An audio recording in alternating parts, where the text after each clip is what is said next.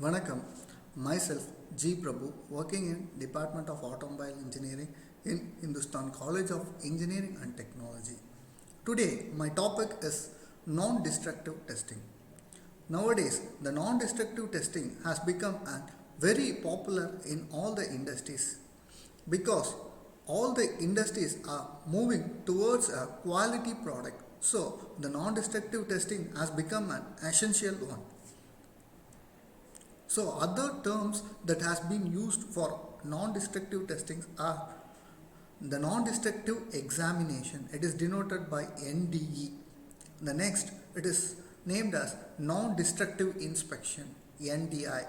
The next is the non-destructive evaluation, NDE. So all these means it is a non-destructive testing.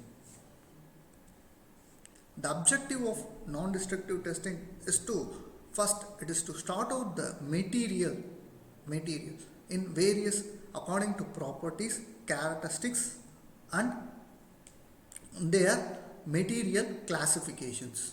So it is used for find out the complicated shapes in reverse engineering process. Then find out the defects and the locations which is used to short out in and without any distraction of the material. It is mainly used in casting products.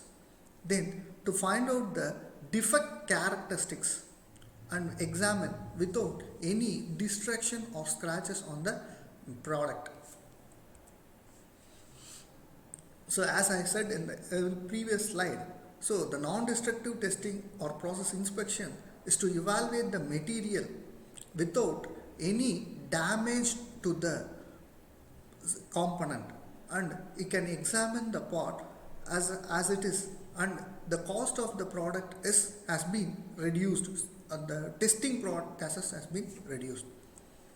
So the difference between the destructive and non-destructive testings. So first, it is used to find out the defect in the material.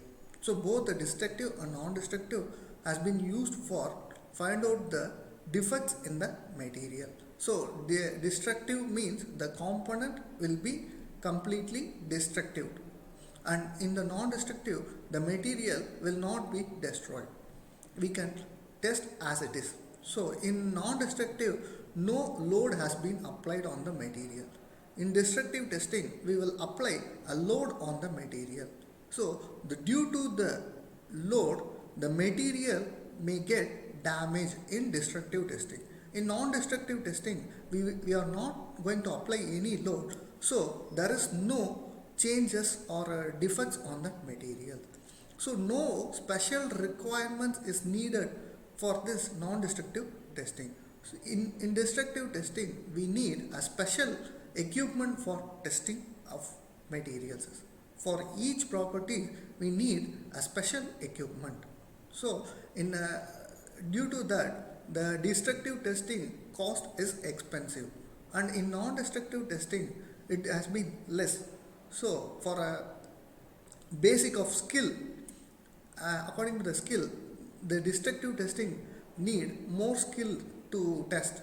The non-destructive is need less skill. For example, the various types of testing that can be listed out as are dye penetration test, ultrasonic and radiographic test. The example for destructive testings are tensile testing, compression test and hardness test, etc.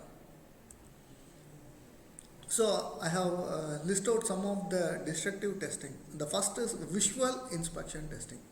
See, first we are not destroying any material. We can use to find out the any defects on the surfaces.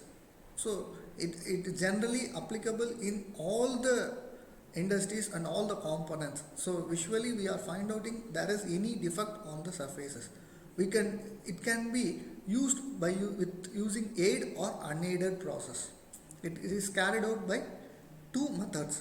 One is aided and another one is unaided. Next is liquid penetration test.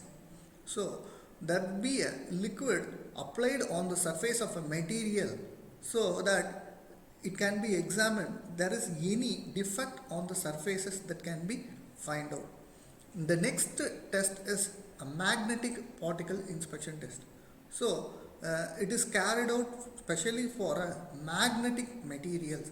So in this test, a magnetic field will be applied on the specimen so that there will be any deflection in the defect in the product. There will be a deflection in the magnetic field.